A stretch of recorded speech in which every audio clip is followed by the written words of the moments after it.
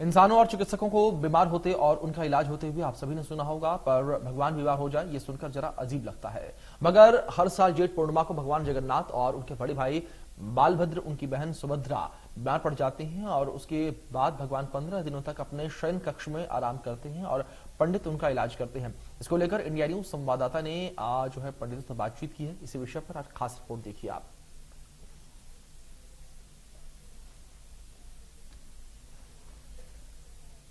इंसानों को बीमार होते आपने सुना होगा, लेकिन भगवान बीमार अगर पड़ जाए तो सुनने में बड़ा आश्चर्य लगता है।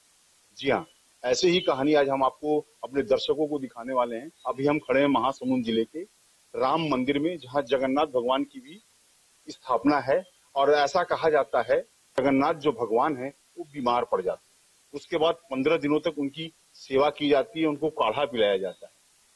आखिर ये परंपरा कब से चली आ रही है, इसके पीछे क्या कारण है, ये सारी चीज जानने के लिए हमारे साथ इस मंदिर के पुजारी हैं। सबसे पहले मैं आपका नाम जानना चाहूंगा। नारायण दास शास्त्री, सेवायत राम जानकी मंदिर महासमुंद। जैसे कहा जाता है कि भगवान बीमार पड़ गए और 15 दिनों तक भगवान बीमार रहते, ये परंपरा है, कुदंती है, क्या है, इसके संदर्भ में आपसे जानना चाहूंगा। इसके पीछे पौराणिक कथा स्कंद पुराण के अनुसार एक भगवान जगन्नाथ जी के परम प्रिय भक्त थे माधव दास जी।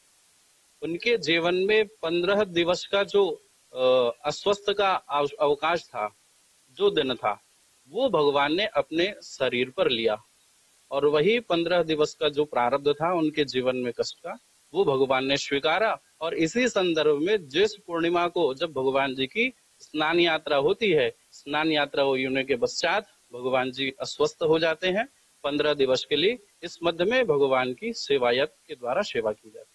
किस प्रकार की सेवा करते हैं और कैसे करते हैं, भगवान की आखिरी बीमारी को कैसे दूर किया जाता है? पुरानी परंपरा के अनुसार और पूर्वजों के अनुसार हमारे राम जानकी मंदिर में ज्येष्ठ पूर्णिमा के बाद भगवान जी को गर्भगृह से निकाल करके शयन कक्ष में विश्राम होता है और फिर सेवायत के माध्यम से पंचमी को फिर फुलेरा तेल से भगवान जी का मालिश किया जाता है, अंग सेवा की जाती है। पश्चात दशमी को 10 मूलारिष्ट का काढ़ा 10 प्रकार के जड़ी बूटियों से, पश्चात एकादशी तिथि को फिर भगवान जी को अनार के काढ़े का भोग पधराया जाता है। उसके बाद आषाढ़ कृष्ण पक्ष की द्वादशी तिथि को फिर हम उसको मूंग के काढ़े का भोग लगा करके फिर शेष बचे अमावस्या तिथि तक के, द्वादशी से अमावस्या तक उनको पुनः मालिश की जाती है और फिर प्रतिपदा, आषाढ़ शुक्ल पक्ष प्रतिपदा और द्वितीया को भगवान जी की सेवा भक्तों के लिए खुल जाती है।